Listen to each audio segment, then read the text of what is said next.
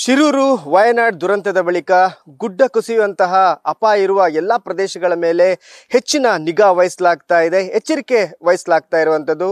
ಈ ಹಿನ್ನೆಲೆಯಲ್ಲಿ ರಾಜ್ಯ ಸರ್ಕಾರ ಮೊದಲ ಬಾರಿಗೆ ಲ್ಯಾಂಡ್ ಸ್ಲೈಡ್ ಹೈ ಅಲರ್ಟ್ ಅನ್ನ ನೀಡಿರುವಂಥದ್ದು. 33 ತಾಲೂಕುಗಳಲ್ಲಿ ಲ್ಯಾಂಡ್ ಸ್ಲೈಡ್ ಹೈ ಅಲರ್ಟ್ ಅನ್ನು ನೀಡಿದೆ. ಅದರಲ್ಲೂ ದಕ್ಷಿಣ ಕನ್ನಡದ ಈ ಕೆತ್ತಿಕಲ್ ಒಂದು ಪ್ರದೇಶ ಕೂಡ ಒಂದು ಹೈ ರಿಸ್ಕ್ ಏರಿಯಾದಲ್ಲಿಯೇ ಬರುತ್ತದೆ.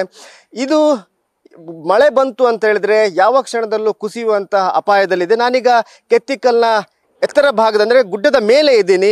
ಬೆಟ್ಟದ ಮೇಲಿಂದ ಈ ಒಂದು ಪ್ರದೇಶ ಯಾವ ರೀತಿ ಇದೆ ಅನ್ನೋದನ್ನು ನಾನು ತೋರಿಸ್ತೀನಿ.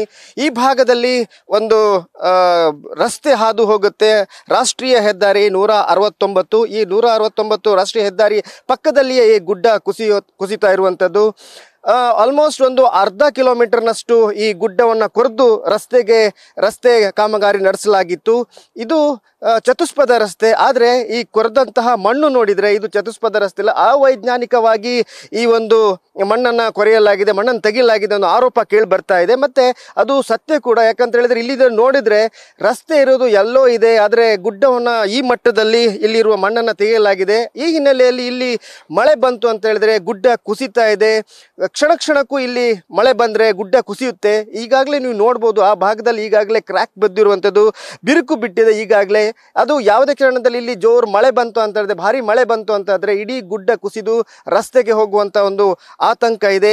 ಇದರ ನಡುವೆ ಈ ಗುಡ್ಡದ ಮೇಲ್ಭಾಗದಲ್ಲಿರುವಂತಹ ಸುಮಾರು 12 ಮನೆಗಳನ್ನು ಈಗಾಗಲೇ ಇಲ್ಲಿಂದ ಜನರು ಅಲ್ಲಿಂದ ತೆರಳಬೇಕು, ಸುರಕ್ಷಿತ ಪ್ರದೇಶಕ್ಕೆ ಹೋಗಬೇಕು ಅನ್ನೋ ಒಂದು ಎಚ್ಚರಿಕೆಯನ್ನು ಇಲ್ಲಿಯ ಅಧಿಕಾರಿಗಳು ಕೊಟ್ಟಿದ್ದಾರೆ. ಈಗಾಗಲೇ ಜಿಲ್ಲಾಧಿಕಾರಿ ಆಗ್ಬೋದು, ಹಾಗೆಯೇ ಇಲ್ಲಿ ಉಸ್ತುವಾರಿ ಸಚಿವರು, ಹಾಗೆಯೇ ಟೆಕ್ನಿಕಲ್ ಟೀಮ್ ಈಗಾಗಲೇ ಇಲ್ಲಿ ಬಂದ್ಕೊಂಡು ಈಗಾಗಲೇ ಪರಿಶೀಲನೆ ನಡೆಸಿದ್ದಾರೆ.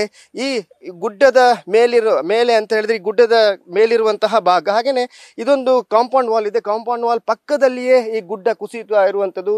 ಈಗಾಗಲೇ ಅಲ್ಲಿ ಕ್ರ್ಯಾಕ್ ಬಿಟ್ಟಿರುವಂಥದ್ದನ್ನು ನೋಡ್ಬೋದು ನೀವು. ಈಗಾಗಲೇ ಅಲ್ಲಿ ಬಿರುಕು ಬಿಟ್ಟಿದೆ. ಯಾವುದೇ ಕ್ಷಣ ಇಲ್ಲಿ ಜೋರು ಮಳೆ ಬಂದರೆ ಇಡೀ ಕಾಂಪೌಂಡ್ ಸಮೇತ ಈ ಗುಡ್ಡ ಕೆಳಗೆ ಹೋಗುವಂಥ ಆತಂಕ ಇದೆ.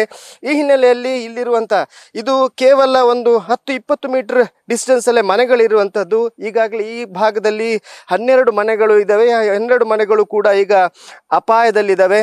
ಈ ಅಪಾಯದಲ್ಲಿರುವ ಮನೆಗಳ ಯಾರ್ಯಾರಿದ್ರು ಅವರನ್ನು ಬೇರೆ ಕಡೆಗೆ ಹೋಗಬೇಕು ಅಂತ ಈಗಾಗಲೇ ನೋಟಿಸ್ ನೀಡಲಾಗಿದೆ. ಆಲ್ಮೋಸ್ಟ್ ಎಲ್ಲ ಮನೆಗಳಿಂದ ಜನರು ಈಗ ಸುರಕ್ಷಿತ ಸ್ಥಳಕ್ಕೆ ತೆರಳಿದ್ದಾರೆ. ಆದರೆ ಅವರಿಗೊಂದು ಆತಂಕ ಏನಂತ ಹೇಳಿದ್ರೆ, ಎಷ್ಟೋ ಕಷ್ಟಪಟ್ಟು ತುಂಬ ಸಾಲ ಸೂಲ ಮಾಡಿ ಕಟ್ಟಿದಂತಹ ಮನೆ, ಈ ಹಿನ್ನೆಲೆ ಇದು ಈ ಒಂದು ಅವೈಜ್ಞಾನಿಕ ಕಾಮಗಾರಿಯಿಂದ ಈಗ ಮನೆ ಬಿಡುವಂತಹ ಪರಿಸ್ಥಿತಿ ಬಂದಿರುವಂಥದ್ದು. ಜಿಲ್ಲಾಧಿಕಾರಿ ಈಗಾಗಲೇ ಇಲ್ಲಿಯವರಿಗೆ ಬೇರೆ ಕಡೆಗೆ ತೆರಳಬೇಕು ಅಂತ ಹೇಳಿದ್ದಾರೆ. ಹಾಗೆಯೇ ಈ ಭಾಗದಲ್ಲಿರುವಂತಹ ಜನರು ಎಲ್ಲಿಗೆ ಹೋಗಬೇಕು ಅನ್ನೋ ಪ್ರಶ್ನೆ ಅವರದಾಗಿದೆ. ಯಾಕಂದರೆ ತುಂಬ ಸಾಲ ಸೂಲ ಮಾಡಿ ಕಟ್ಟಿದಂತಹ ಮನೆ ಇದು. ಮತ್ತು ಈ ಮೊದಲು ಮನೆ ಕಟ್ಟಬೇಕಾದ್ರೂ ಅಂತಹ ಪರಿಸ್ಥಿತಿ ಇರಲಿಲ್ಲ, ಅಪಾಯ ಇರಲಿಲ್ಲ. ಆದರೆ ಏಕಾಏಕಿ ಅವೈಜ್ಞಾನಿಕವಾಗಿ ಮಣ್ಣು ತೆಗೆದಿದ್ದರಿಂದ ಈಗ ಈ ಇಡೀ ಗುಡ್ಡ ಕುಸಿಯುವಂಥ ಆತಂಕದಲ್ಲಿದೆ. ಕ್ಯಾಮ್ರಾಮನ್ ಪ್ರಶಾಂತ್ ಅವರೊಂದಿಗೆ ಕಿರಣ್ ಸಿರ್ಸಿಕ, ನ್ಯೂಸ್ ಫಸ್ಟ್, ಮಂಗಳೂರು.